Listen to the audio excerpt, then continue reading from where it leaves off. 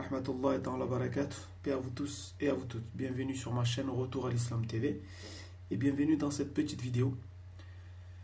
Une vidéo pour parler de ces gens, ces Africains, d'accord, que j'appelle des Africains fragiles, qui brûlent le Coran. Alors en fait, pourquoi je les appelle des Africains fragiles? Parce qu'en fait, je pense qu'ils sont fragiles spirituellement et mentalement, ce qui est grave. Parce qu'en fait, ce sont des gens, je pense, qui ont un complexe d'infériorité. Ce sont des gens qui n'ont pas assez confiance en eux. Vous savez, une personne qui n'a pas confiance en lui, qui a un complexe d'infériorité, eh bien, il pense qu'en s'en prenant aux autres, en trouvant des boucs émissaires, eh bien, il va sortir de sa médiocrité. Mais ça ne marche pas comme ça. Si tu as envie de sortir de ta médiocrité, eh bien, il faut prendre le temps de se cultiver un minimum, de lire, d'apprendre, de réussir dans sa vie, surtout de réussir spirituellement. C'est pour ça que j'appelle ces gens, ces Africains, parce que je voulais préciser aussi que moi je suis d'origine africaine. Je suis musulman africain. Voilà, que ça soit clair. Donc c'est un Africain qui parle à d'autres Africains. Vous êtes des fragiles. Vous croyez vraiment que c'est en brûlant le Coran que vous allez sortir de votre médiocrité? Qu'Allah vous guide en réalité. Car j'ai pas envie d'être dur avec vous. Parce que des fois, on peut être dur avec quelqu'un qui a confiance en lui, quelqu'un qui est équilibré. Vous voyez ce que je veux dire? Mais vous, en fait, vous me faites pitié. Donc la seule chose que je peux dire, c'est qu'Allah vous guide. Donc nous allons montrer deux petites vidéos vite fait, où on va voir ces gens en train de brûler le Coran. Regardez.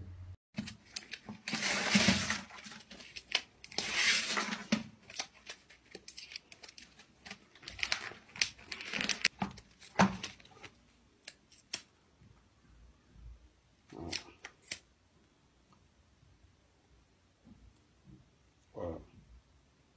Nous sommes des enfants du soleil, des fils de Ra, d'Osiris et Isis, d'Horus.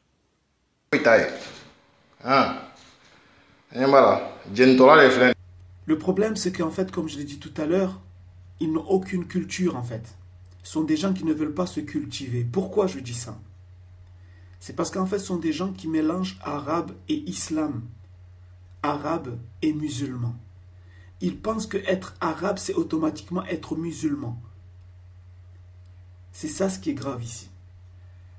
Alors qu'en fait, ils ne savent pas que les Arabes eux-mêmes avaient refusé l'islam. Lorsque le prophète est venu avec l'islam, les Arabes ont refusé l'islam, comme eux aujourd'hui, ces Africains-là refusent l'islam. Et vous allez voir qu'en fait, ils dénoncent des gens alors qu'eux-mêmes ressemblent à ces gens-là. En fait, ils dénoncent les Arabes alors qu'eux-mêmes ressemblent aux Arabes. Lorsque le prophète a apporté l'islam aux Arabes, eh bien les Arabes n'ont pas voulu de l'islam. Et je vais vous montrer quelques versets. Dans la sourate 31, sourate Luqman, verset 21, Dieu dit: et quand on leur dit « Suivez ce qu'Allah a fait descendre », ils disent, ce sont les Arabes, écoutez bien, ils disent « Nous suivons plutôt ce sur quoi nous avons trouvé nos ancêtres ». Est-ce donc même si le diable les appelait au châtiment de la fournaise? Ça veut dire les Arabes, lorsque le prophète Mohammed, paix et bénédiction sur lui, est venu avec l'islam, ils ont dit quoi? Non, on ne te suit pas. On ne veut pas suivre l'islam, car on veut suivre nos ancêtres. Eh bien, c'est exactement ce que disent les Africains aujourd'hui. Les Africains qui prétendent suivre leurs ancêtres. Ils disent on ne veut pas suivre l'islam car nous voulons suivre la religion de nos ancêtres. Exactement ce qu'ont dit les Arabes. Et pourtant, ces mêmes Africains aujourd'hui dénoncent ces mêmes Arabes, mais en fait, vous les ressemblez. Et ça, vous ne le savez même pas. Vous ne savez même pas que vous agissez comme eux ont agi face au prophète Mohammed sallallahu alayhi wa sallam.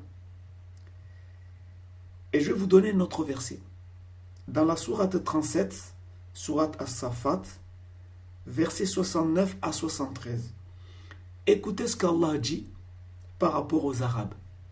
Allah dit, c'est qu'ils ont trouvé leurs ancêtres dans l'égarement, et les voilà courants sur leurs traces. En effet, avant eux, la plupart des anciens se sont égarés. Écoutez bien ce verset, il est très important. En effet, avant eux, la plupart des anciens se sont égarés. Et nous avions certes envoyé parmi eux des avertisseurs. Regarde donc ce qu'il est advenu de ceux qui ont été avertis. À cette époque-là, les Arabes, comme je dis tout à l'heure, suivaient leurs ancêtres car ils ne voulaient pas de l'islam. Mais Allah il dit quoi? Dans le verset 71, en effet, avant eux, la plupart des anciens se sont égarés. Eh bien, c'est exactement ce que disent ces Africains fragiles aujourd'hui. Ils disent, nous voulons revenir à la religion de nos ancêtres. Mais ils ne savent même pas que leurs ancêtres, avant eux, étaient égarés. La plupart d'entre eux étaient égarés. Pourquoi? Parce que ces ancêtres-là adorent des esprits, adoraient des esprits. De la même façon que les Arabes eux-mêmes faisaient confiance aux djinns. Et Allah nous le dit dans le Coran. Dans la sourate 72, les djinns, verset 6, écoutez ce qu'Allah dit. Vous allez vraiment voir les ressemblances entre les Arabes de l'époque du prophète et les Africains aujourd'hui. Quand vous écoutez leur discours, c'est exactement le même discours que Allah a dénoncé dans le Coran en parlant des Arabes qui étaient à l'époque du prophète. Allah dit quoi? Dans la sourate 72, verset 6. Or, il y avait parmi les humains des mâles qui cherchaient protection auprès des mâles parmi les djinns, mais cela ne fit qu'accroître leur détresse. À l'époque des Arabes, lorsque les Arabes arrivaient à un endroit vide, en fait désert, eh bien, ils faisaient appel à un djinn, c'est-à-dire, voilà, ils invoquaient des djinns pour que les djinns puissent leur permettre justement de rester dans cet endroit-là. Ça, c'était les Arabes de l'époque du prophète.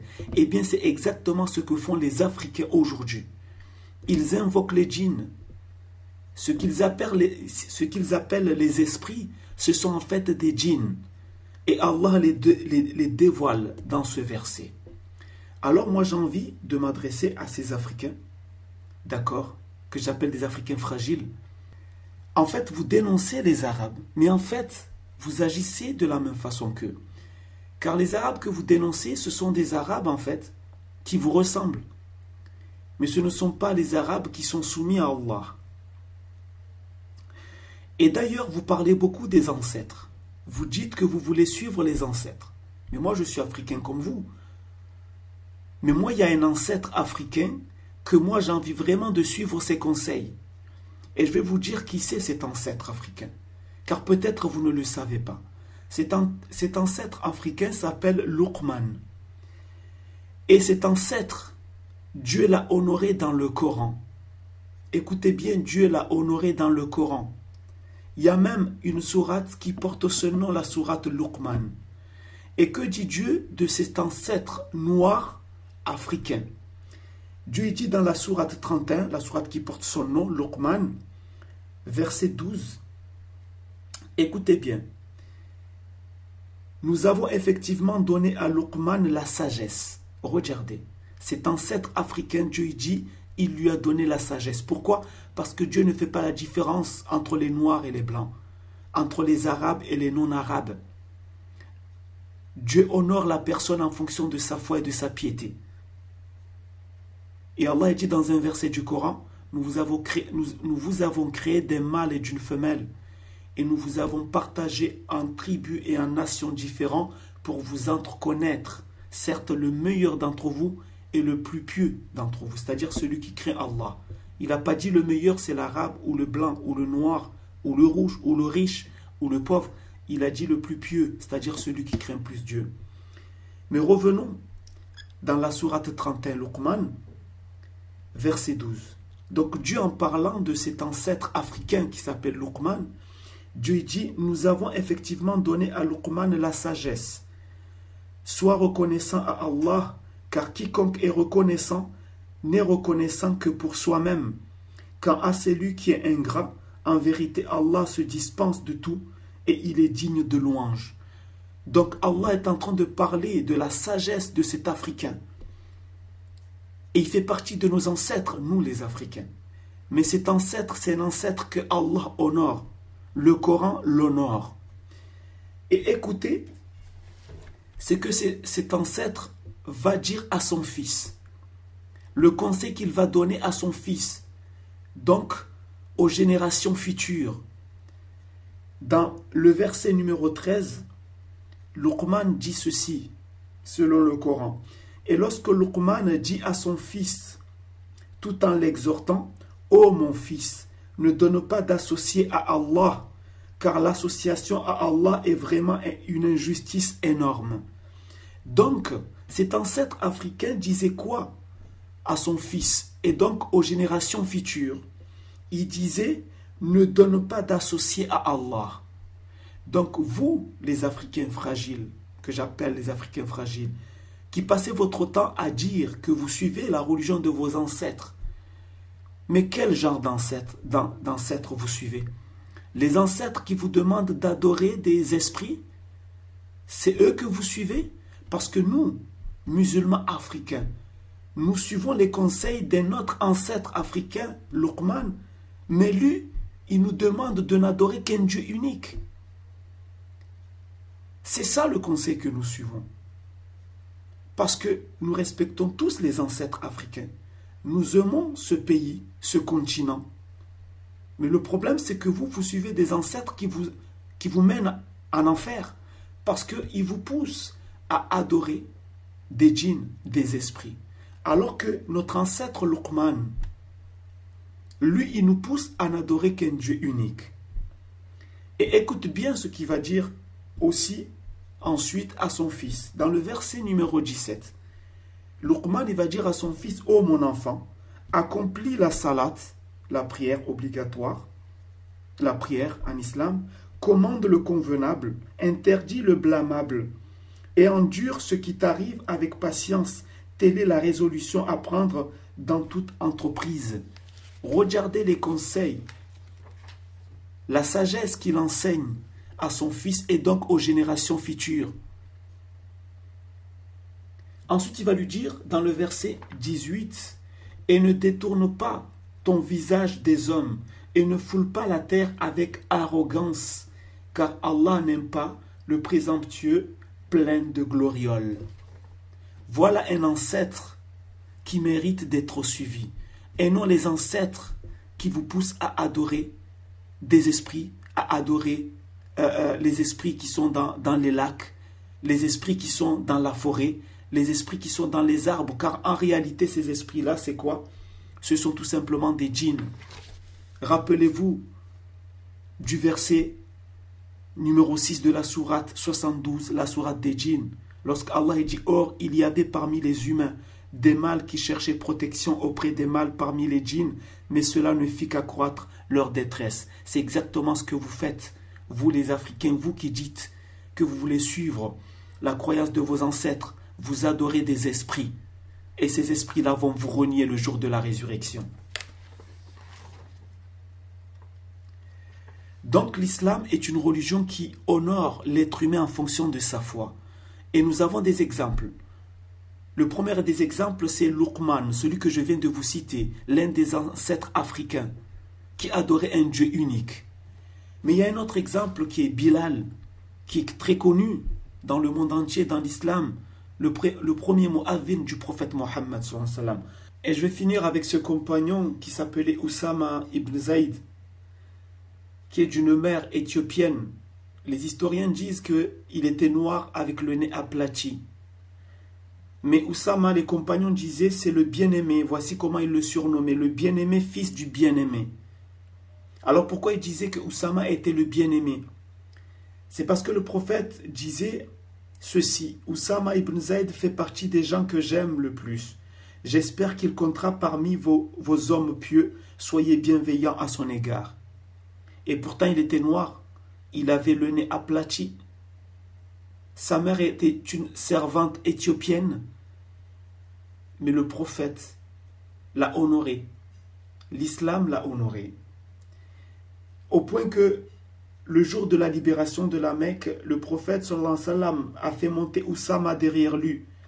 Et il entra à l'intérieur du temple sacré, la Kaaba, en compagnie de Bilal et de Oussama. Bilal, qui était noir aussi. Donc, regardez comment l'islam honore les gens, non pas en fonction de leur couleur de peau, mais en fonction de leur mérite, en fonction de leur foi. Et un jour, subhanallah, le prince des croyants Omar ibn al-Khattab, pendant qu'il était en train de distribuer de l'argent du trésor public, il donna une part à son fils Abdullah ibn Omar, son propre fils. Il lui donna une part. Et il donna 2 parts à Oussama ibn Zayd, qui était noir avec le nez aplati.